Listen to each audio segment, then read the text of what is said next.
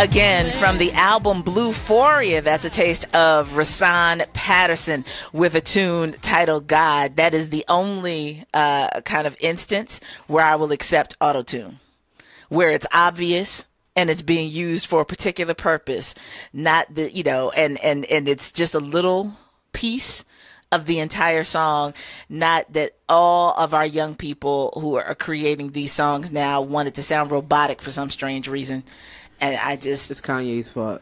It's all Kanye's fault. He came out with the stronger header. He did the Daft Punk remake, and everybody been like, I can talk like a robot now. But see, again, Daft Punk, that's their thing. I know. That's what they do. It's Kanye's fault. Kanye has made it a phenomenon. Him and T-Pain. Cher. That's the first one. And even T-Pain came back and basically did a mea culpa on that, and did the Tiny Desk concert where he didn't have any enhancement, and he can actually sing. He really can. I was so surprised and pleasantly surprised at that. But we digress. This is Stephanie Renee welcoming you back to today's Mojo. And before we do our official hello to Mike Dennis, we want to remind you that we are inviting you to begin your journey to optimal well-being in mind, body, and spirit by joining us tomorrow, Saturday, April 8th, from 10 a.m. to noon at the historic Belmont Mansion for the third installment of The Healers, featuring Dr. Robin Alston, psychologist and founder of the Ashe Yoga and Tea Room. Dr. Alston will share her unique healing practice, which brings forth clarity, authenticity, and physical and spiritual health.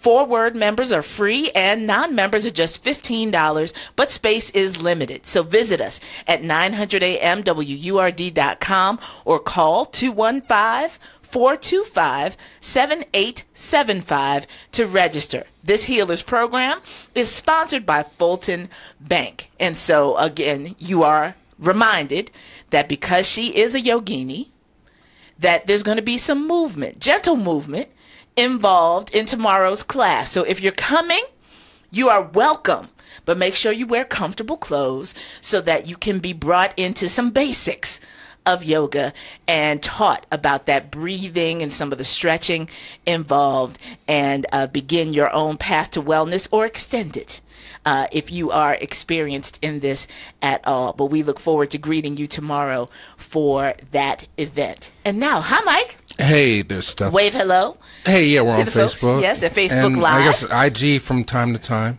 Yeah, Rashawn Patterson. I guess he was just at Kindred's event at Warm Daddy's. Down at Warm Daddy's last week. They have another one coming up this week. I think it's already sold out with Eric Roberson and Avery Sunshine, which is going to be fun.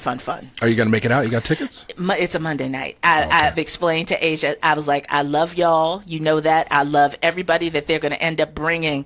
But Monday nights are hard. Monday is a long day here at the station. So, we'll see. I got to play it by ear. I think that's the day that Ava DuVernay and Questlove are doing something in Brooklyn. Mm-hmm. So I think I'm be there for that. But nice. Digressing, how are you doing? Oh, so yeah, I woke up this morning. I went to bed early, and I wake up and we're in the middle of like World War III. Listen, 59 Tomahawk missiles. And I just retweeted on my timeline that breaking news says that only 23 of them reached their mark. So the question is, where'd the rest of them go? And what damage might they have done? Okay. They're obviously casualties and stuff. I mean, I frankly, what is it, 79 days in? As much as Trump watches, and he's tweeted like, hey, don't do that kind of thing. Don't get into a fight you can't finish. You can't necessarily finish, or picking a fight when you are doing it yourself, right, and don't necessarily have the support of Congress, and how all of this works in concert in order for us to determine what the United States position should be and everything else. Right. Yeah. I mean, and as much TV as Trump watches, I thought for sure he would just send over like 59 cases of Pepsi. You know what? And so, for those of you who are not on social media and have not heard about this controversy that happened earlier this week, we're speaking about U.S. politics, but part of what we know is in our political landscape, particularly for black and brown bodies on the ground here in America, is social injustice and over-aggressive policing that has led to the death of so many young people in our society. And so it was disturbing, to say the least, that Pepsi, as a product company, decided to try and capitalize on some of the energy of the social protest movement that has been growing, especially among young people in our society, to give a really tone deaf is the politest thing you can say about this short film, 2.5-minute video that they created that borrows from some of the imagery. Kylie Jenner? Yeah, I think it's Kylie. Kendall Jenner. I'm sorry. My internet's not working, folks. Kendall Jenner. You literally see her transformation. I think it's a brilliant piece of cinema because she starts out, she's blonde haired, and she's in a storefront being photographed for like a fashion spread or something. But meanwhile, all the young people her age, all colors, all hues, all ethnicities and genders and everything, are walking down the street, marching, protesting some odd thing where all we need is love. And then at about halfway point, and meanwhile, there's a woman in a hijab who's she's frustrated. She's in her office, this millennial. Those of you on Facebook Live, you see in my face, right? A sister in a hijab who's a photographer and frustrated. Yeah, she's frustrated because she's taken all these pictures, but she has not found that, what do you say, the definitive moment that she needs for whatever her piece is, which turns out to be a Pepsi ad. But anyway, so she simultaneously, Kendall goes out, she pulls off her blonde wig and tosses it at the black woman standing next to her, and goes out into the streets, and then suddenly takes the front of the protest. And meanwhile, she sees a cute guy and she picks up a can. I don't know where this can of Pepsi comes from, right? I mean, you usually have water there, but obviously Pepsi product placement, whatever. So she grabs a Pepsi can, opens it up, and hands it to this police officer. And he takes it. He opens it up and takes a sip. And mind you, if I was one of the other police standing on the line, why is he the one that gets the Pepsi? Everybody didn't get a Pepsi. One officer out of the entire police line, young, handsome dude, gets the Pepsi. He smiles, and all of a sudden, it's a great day with Kendall Jenner in the front with this rainbow of humanity standing around her, and Pepsi. So it's capitalism at its finest. Oh, it's awful. Money over everything. What can we take that's hot and exploit it? Let's use Black Lives Matter. So, but immediately in this age of social media, Twitter, not just Black Twitter, but Twitter all over the world, jumped on this thing and shut it down pretty much, but not before millions of views and tweets and retweets. So I don't know, maybe it did have its desired effect, but it's very blasphemous on any level. Yeah. Any way you slice it, it's just poor taste, and it leads you to wonder, were there any black folks or anybody in the room when they came up with this idea and decided to spend millions of dollars to create this? Trust me when I tell you no, because there's no, and we can talk about conscious or non-conscious black folks, that your skin folk ain't always your kinfolk. I can't imagine a black person of any conscience whatsoever, not necessarily considering themselves to be a part of the movement, but of any conscience whatsoever, looking at the storyboards for this idea before it even got to the point where they were filming and saying, maybe not. And then when you find out casting, the actors Kendall Jenner of all. Now listen, so for those of you who are completely unfamiliar with the name, this doesn't feel, you're not into what this might mean. Kendall Jenner is part of the Kardashian clan.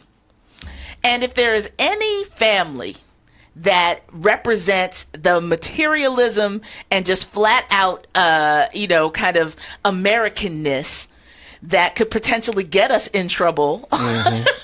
Nationally, internationally, with some of the things that they do in order to keep their name circulating in our public consciousness or whatever. The whole idea of one of them being the leader of a social justice movement, right, financed by Pepsi. Maybe somebody from Coca-Cola infiltrated their advertising community and threw that one up there. No longer teaching the world to sing, right? Well, they're leaks.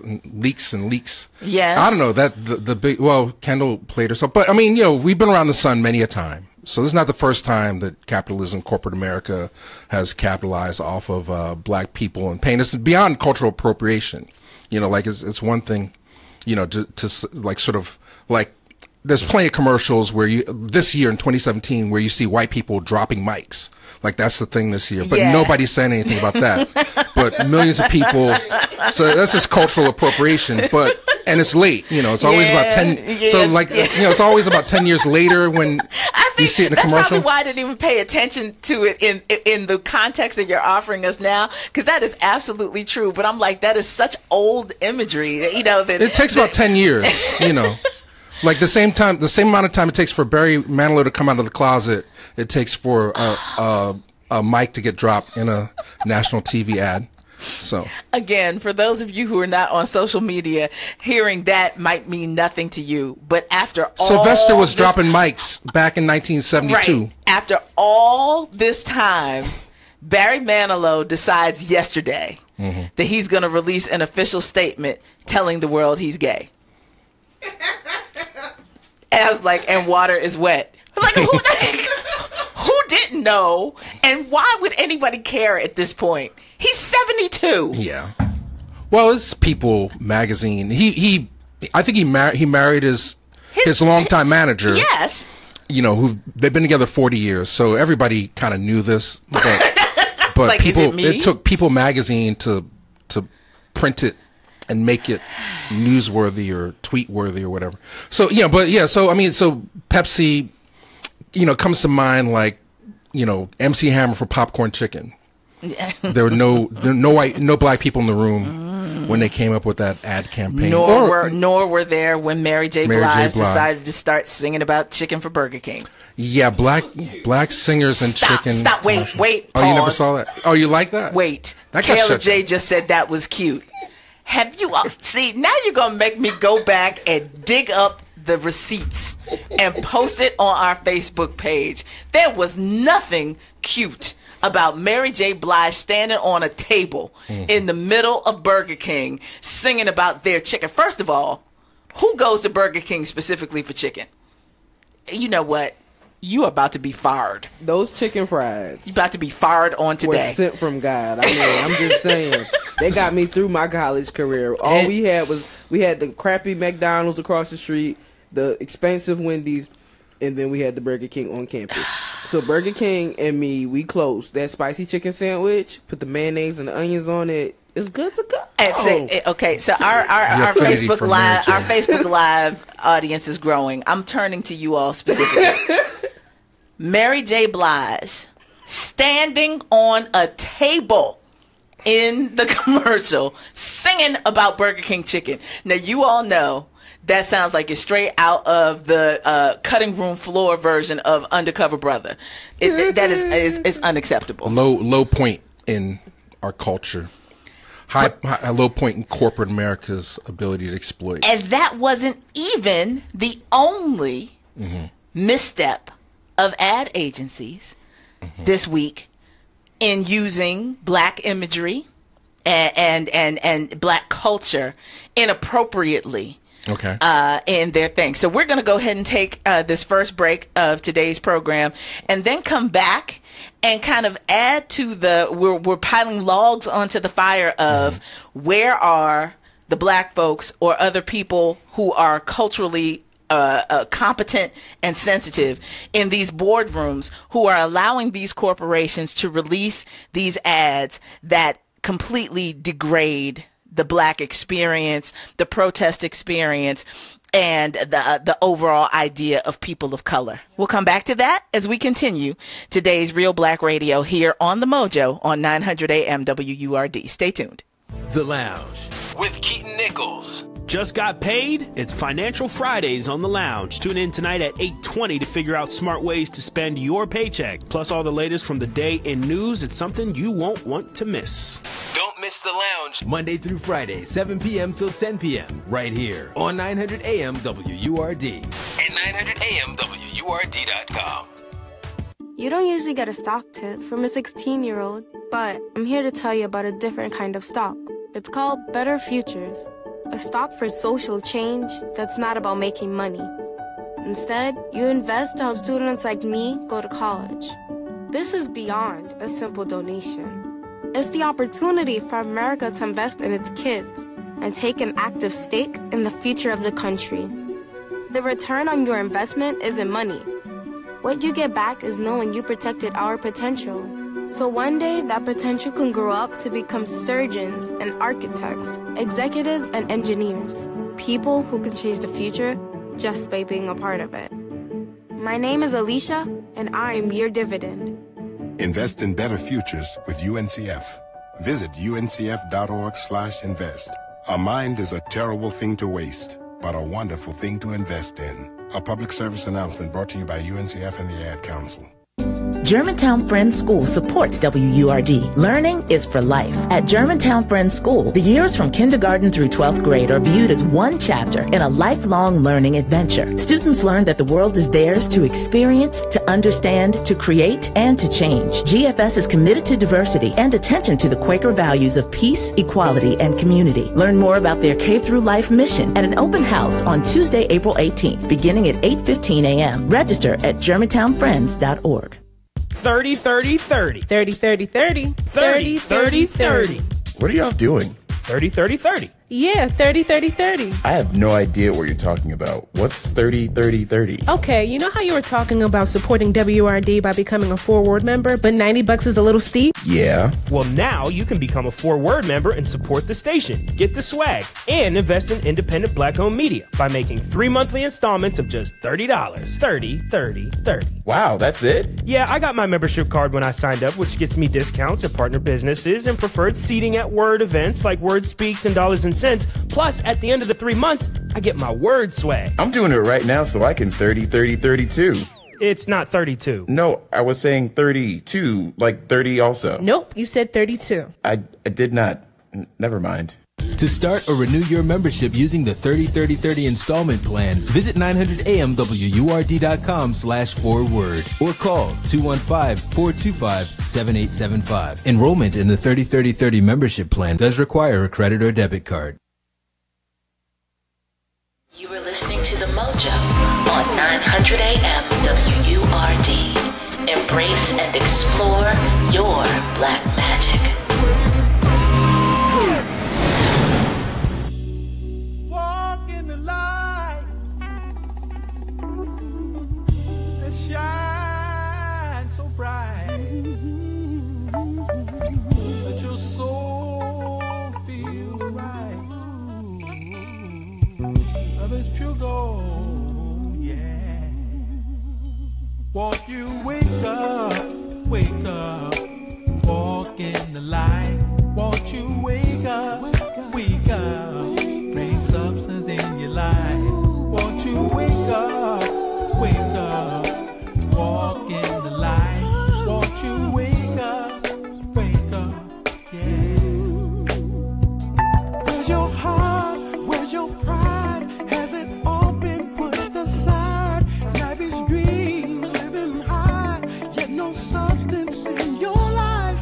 It's a hard world, I know, but don't give in to the lies you have always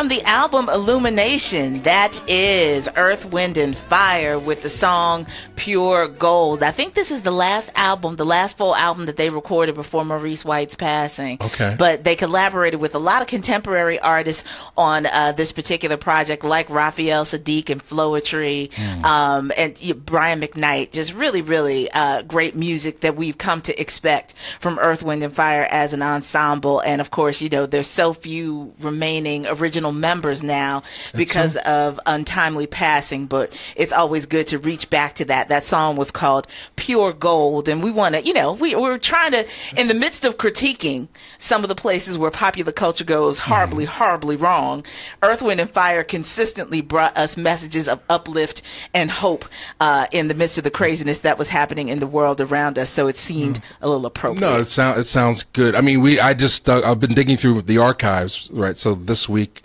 I dug out, as far as I can tell, it's the only live performance clip of James Brown performing his last single. Wow. Yeah, so I happened to shoot it. What was the last single? Killing is out. School is in. Well, everybody, let me say it again. Killing is out. School is in. So look, he had his own studio. He could do whatever he wanted. Yeah, absolutely. Now, I appreciated the work that he did with Full Force. Yeah. I really like Static. And well, the thing he did with CNC, Can't Get Any Harder. That's a great record. I have to listen to that. Now, see, my mic has stumped me. That doesn't happen very often when it comes to musical stuff. You Google it. Yeah, he did a single with CNC Music Factory. For Universal James, and then the remix has Leaders of New School, and it's pretty funky. It was panned at the time, but pretty clever. Can't Get Any Harder. So this will be a part of our conversation next week after I get a chance to look it up, and I can reach out to Mike and let him know if I think it still maintains funky standards here in 2017. I think it does. I'll stand by that one. I'll stand, but Killing is out now. But it's fun. It's fun. Yes. I mean, God bless. Anything James Brown does is fun. So, before the last break, we were telling you all, if you have not yet had a chance to see it, you're going to have to chase it now because, of course, after Pepsi received a lot of backlash about this little short film ad they had done, it got pulled from their YouTube channel, but other people, of course, had downloaded it so that they could critique it, and so it kind of floats around. I think it's still on Kendall Jenner's page. I think she's quite proud of the work. As again, I think cinematically, it's quite a piece of work. I mean, it is beautiful. The cinematography is beautiful. Right. It's just the messaging that's horrible. Yeah, and I'm going to share with you a paragraph. Now there was some adult language in the entire article, so I'm saying that those of you who are sensitive to that, you don't necessarily want to look this up. But from awesomelyluvey.com, I'm going to share one paragraph about her assessment of this. She has a whole article that was like, this is the fail in the ad Olympics for Pepsi. And she says, but I guess when you try to create an ad where a cop drinking Pepsi during a protest is your climax, you have no other choice but to commit to going full whack. Who knew that Pepsi could be a tool for peace? Who knew that all the Ferguson protesters needed was to hand a thug in blue a blue can? Maybe if Trayvon Martin was carrying a Pepsi that night, George Zimmerman would have let him walk home.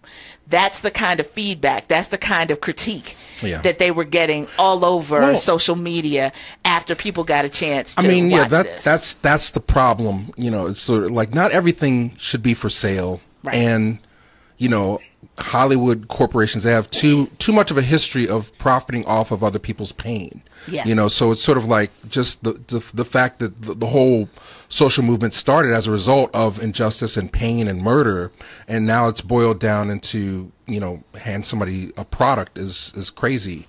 But again, it's not the first time people have made a buck off our backs. Right. Exactly. So I go back to Soul Plane is number one. That's like the lowest of the low for me still to this day. And mind you, Soul Plane included so many people that we know and love. And that's why it's always, every time it comes up, I'm just like, oh, good Lord, what were people really needed to check, clearly.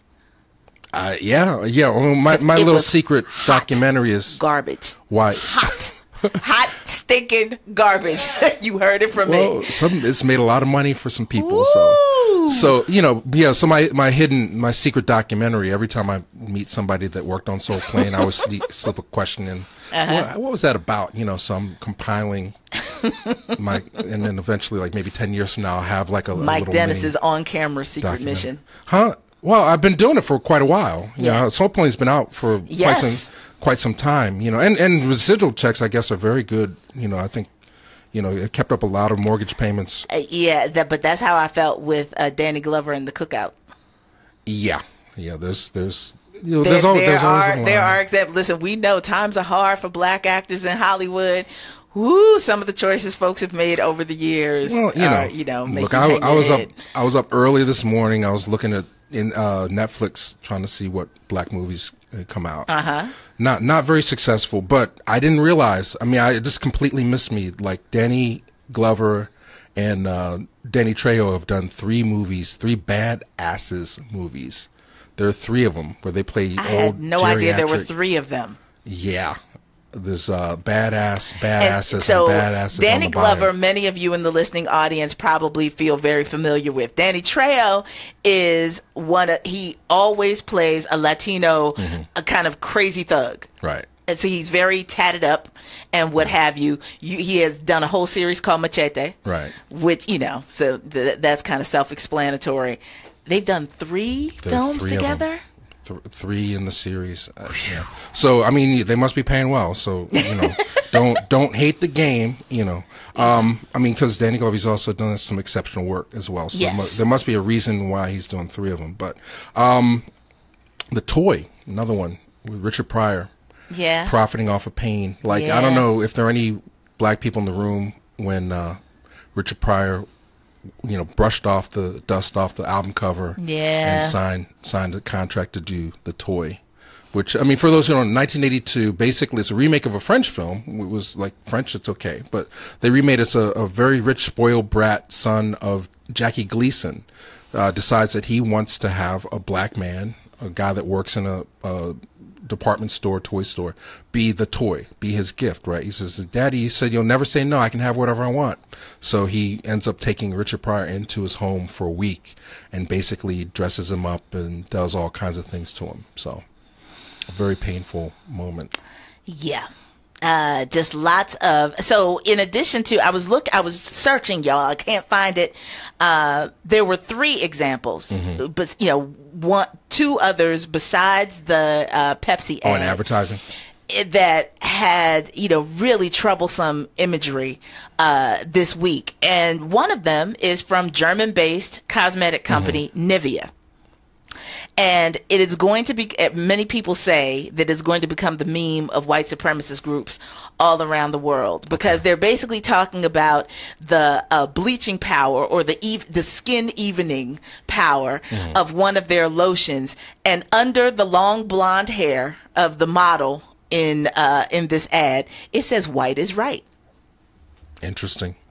Well, I mean, if you look at the foreign ads, there's a lot of that kind of stuff. Like there's a Chinese, I think, or Japanese ad for a bleach or soap detergent where a black guy goes into the washing machine and comes out as a white guy or Asian guy. Asian guy, yeah. Yeah, so, I mean, they're constantly playing with those images. I mean, they still have Darky toothpaste. I mean, so, yeah. I mean, so that's cultural specific to their country. Yeah, but for a Pepsi ad to be marketed globally and worldwide, that's another thing. But it's also, I mean, just the whole idea of where is the global sensitivity. I mean, when you're a global company, Nivea wants to sell lotion all around the world. Somebody had to look at that and go, that's going to be taken the wrong way.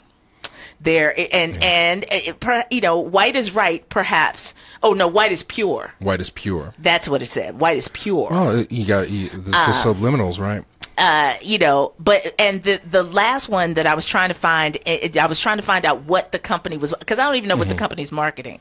I was describing to Mike that the third ad that was also kind of mentioned in this frenzy this week is of it's a black background, very stark lighting, and there is a young woman who has bleach blonde hair, and she's dressed in all white.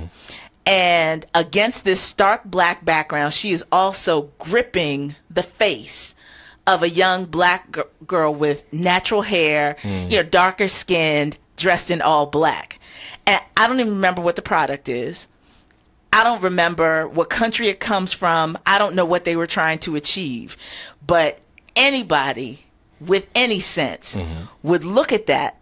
And like I say, it wasn't a caress. It wasn't even a, I'm holding your face, this way. She's grabbing her with force. She was grabbing her jaw in this ad. And the starkness of the black and white and the ooh-wee. Well, we have to control our own images. Well, last one, Billy D for Colt 45. Oh. Why? But, Billy D paid for a lot of houses that week. I was going to say, Billy D paid for a lot of everything with those Colt 45 ads. Right. And we all remember them during Soul Train, because that's the only time I would ever see them. So there's something about the collectivity just a thought, of that. I mean, like I mentioned last week about the malt liquor marketing for Budweiser, the fact that they know the primary market for malt liquor is black folks, and then they try and sell it off as it's like a classy drink, like champagne, and then Billy D, bringing his women over. Well, I was going to say, as we go into this next break, for those of you who are unaware, and here we go with breaking news. All right, so I'm going to give you this, and then I'm going to give you the breaking news, and then you'll understand why it's necessary to take a break. So malt liquor, for those of you who are unfamiliar with the product or the process, malt liquor is the foam they scrape off of finely brewed beer during the first part of the process. They scrape off the foam. They allow it to liquefy in a separate vat because it has a higher alcohol content. That's malt liquor. And that's what they bottle and they market to the black community. It works every time. It's the scuzz off of the regular beer brewing process. That should offend you. That should make you not want to drink it, period. The breaking news that we unfortunately have to share with you is because Republicans in the Senate chose to use the nuclear option and move the Gorsuch confirmation process forward by simple majority rather than the 60 votes that were previously a part of the process. We regret to inform you, many of you, that Neil Gorsuch has just been confirmed as our next Supreme Court Justice. Meditate on that. We will come back with the conclusion of today's Real Black Radio in just a moment.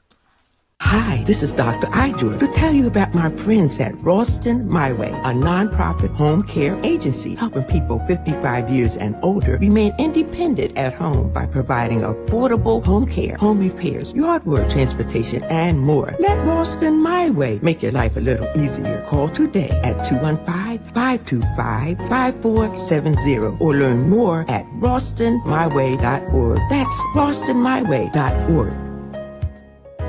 Policies issued by American General Life Insurance Company, Houston, Texas. Not available in all states. For details, visit AIGdirect.com. It takes a lot of courage to face your own death, but I'm glad I finally did. See, I was putting off getting life insurance to protect my family, even though I knew it was important.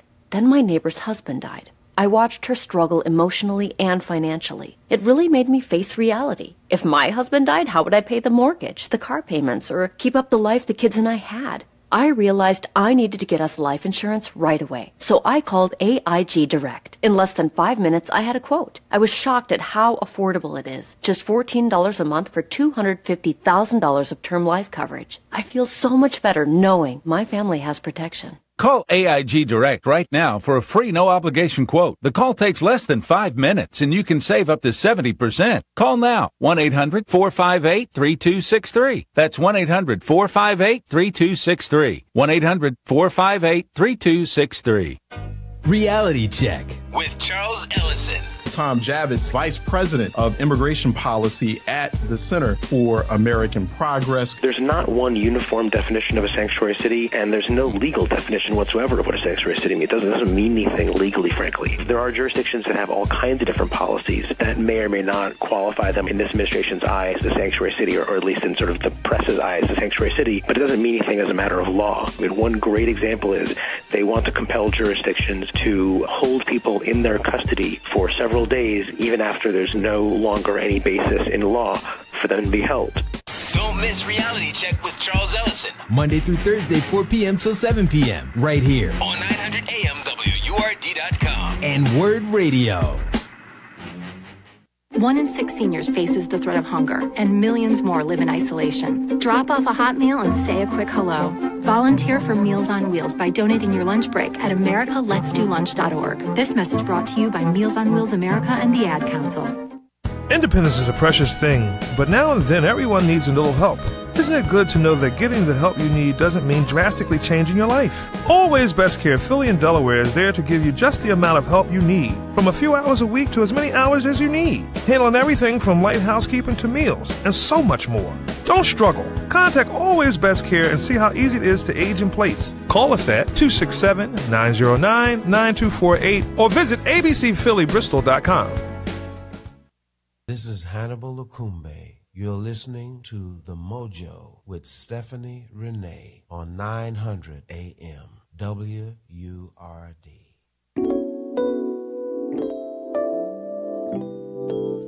Bling, bling.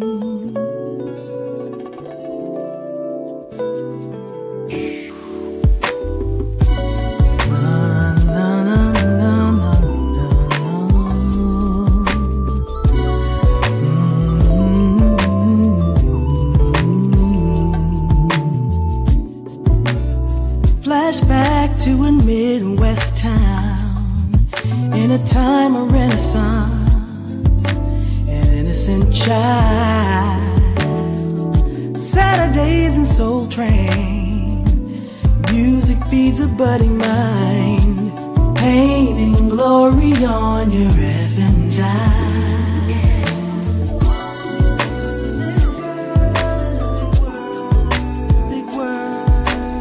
Hiding in the shadow of the light,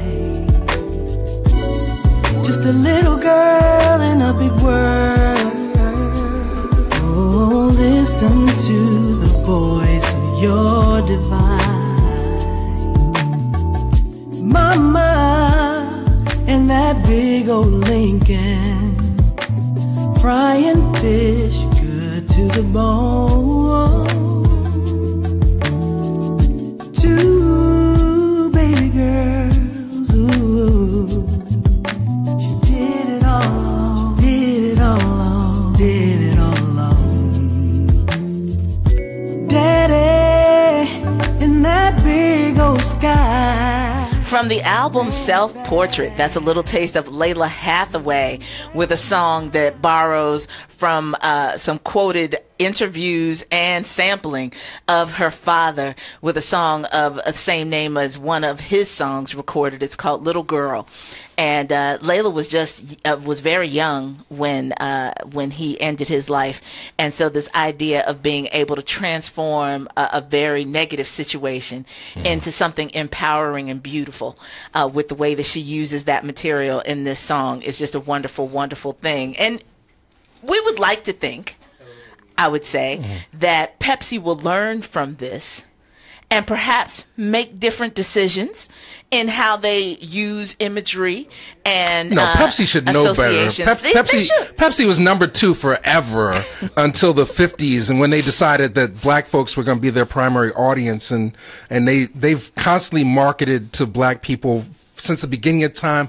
You go certain places like black people can't drink anything but Pepsi. If you hand them a Coke, they look at you funny. Yeah. Right? So yeah. if anybody should know better, it should be Pepsi, not to try and exploit to this extent. Not only that, but black folks have very long memories. And so the same way that there are black folks who will never, ever forgive Justin Timberlake for selling out Janet Jackson over Nipplegate, right?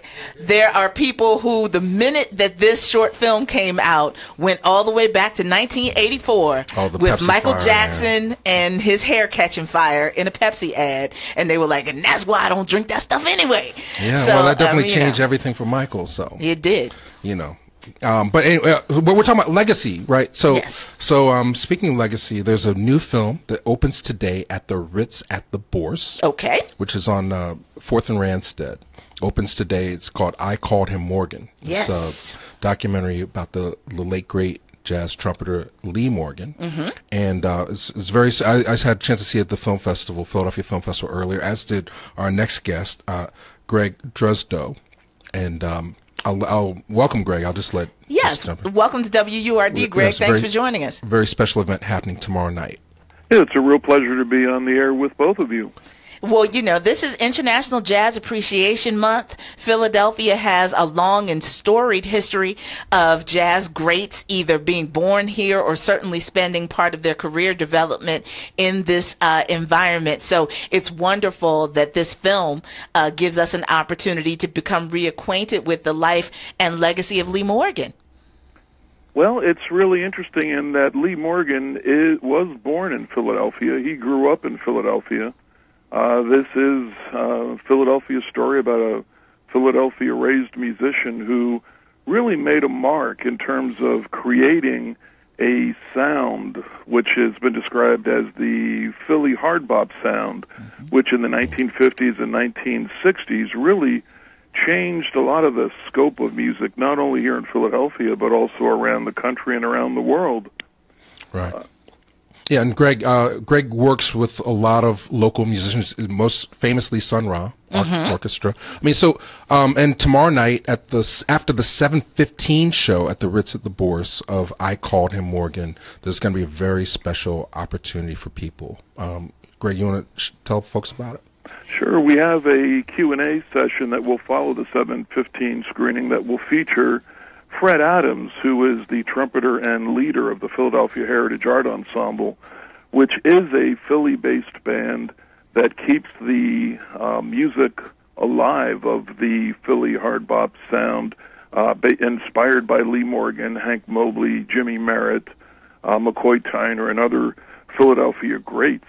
Along with Fred, we have the legendary Odine Pope, the internationally acclaimed jazz tenor saxophone musician and band leader who performed with Lee Morgan and knew Lee Morgan. And we also have J. Michael Harrison, who is an on-air host at the Philly, I guess at another Philly station, if I can mention their name. Yes. He's with WRTI, and he has a program called Courage, which deals with the bebop sound, but also going to the outer extremes of jazz. And so he will be moderating that panel. It's going to be very special as we get the chance of talking about Lee Morgan, about the film, and taking questions from the audience that are there after the 7:15 p.m. screening tomorrow night, Saturday. Yeah, so it's basically you buy your own ticket. There's no extra charge for this. That's correct. And the movie, it's an excellent film. I didn't know that much about Lee Morgan going in, other than the fact that he was murdered. But this is a very special film in the sense that it takes audio recordings by the woman who committed the crime. I guess it's a crime of passion, and stitches it together to create this very unique biography. So. Well, I think it's just too seldom when we get a chance to, and I'm trying to remember who it was. I mean, was it you, Mike? Someone, we have these conversations weekly on the program, but the idea that film really is the new frontier for us to make sure that these stories are resurrected and are really kind of absorbed with some passion within our contemporary society. The documentarians are becoming the next wave of crucial storytellers and fact finders for our entire community. And so the idea that we are able to be given such insight into the life of Lee Morgan, and we can see it and hear it for ourselves as a part of this film, is really exciting. That is a great point, and it's really uplifting that there are so many great jazz documentary films that are out now and that are in the pipeline. The director of I Called Him Morgan, Casper Collin, also did a jazz documentary film called My Name is Albert Eiler, and that was an outstanding way of getting to understand Albert Eiler. And the one point I also wanted to try to get across to the listeners is that it's really important to see this film at the theatrical screening because I guess the history of the way Casper Collin looks at his work, he has been hesitant about putting it out on DVD or even allowing it to be shown on television programs, of which there have been offers to do things like My Name is Albert Eiler.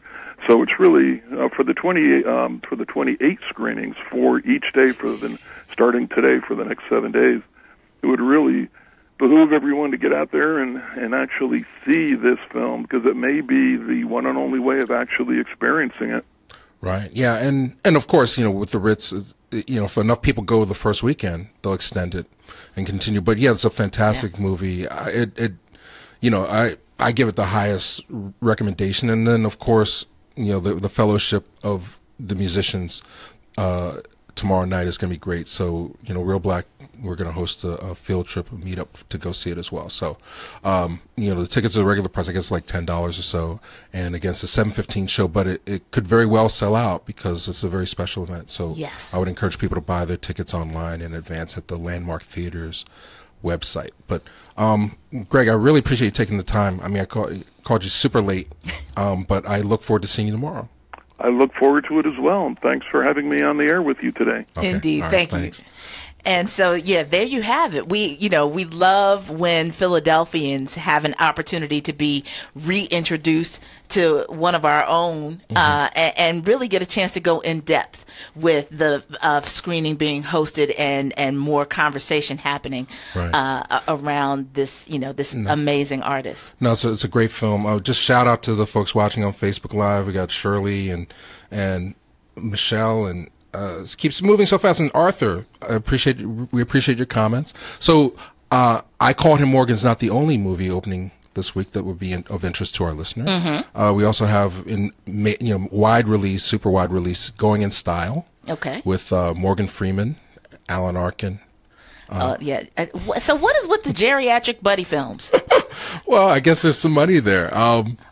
It started with the Expendables, so we have, well, they weren't as old as Morgan Freeman. No. But I'm just saying, just overall, I love the fact that we're expanding the demographic for who's featured in films and the way that we portray them. But yeah, Morgan Freeman is now, getting into a rut with this thing. Well, they did Las Vegas. Yes. And now they have this one. Didn't they do a sequel to Las Vegas? Possibly, I don't know. If it's not out yet, it's coming out. So, well, Going in Style is a remake of a movie from the 70s, with George Burns and Art Carney and stuff, right? But they revamp it. It's very clever in the sense that these guys, they get ripped off from their pensions, right? So they decide that they're going to go, because all these people, the 1%, they're going to close the factory and the new company's not going to honor their pensions. They're going to go rob a bank and take exactly the amount of money that they feel they deserve that they would have gotten for their pension, right? So there's a little bit of